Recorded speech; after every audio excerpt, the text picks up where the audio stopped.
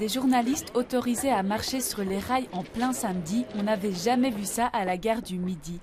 À événement exceptionnel, invitation exceptionnelle pour la presse. Pendant 3 jours, près de 200 hommes sont mobilisés 24 heures sur 24 pour moderniser le système. L'objectif, c'est une modernisation complète de la signalisation. Nous sommes dans une technologie ancienne électromécanique.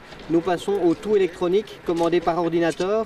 Donc en fait, nous mettons ce nœud du réseau à la pointe de la technologie disponible actuellement. Au sous-sol, le challenge depuis 2014 est l'aménagement du tunnel construit dans l'entre-deux-guerres. Exemple avec cette nouvelle issue de secours.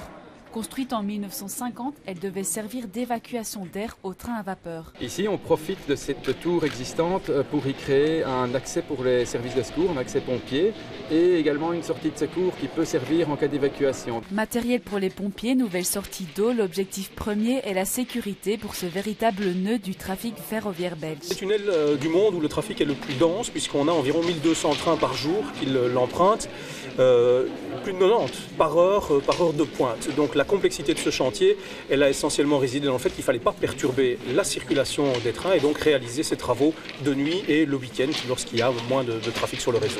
L'enjeu de tout ça, c'est de se rapprocher le plus possible du zéro problème pour la ponctualité des trains.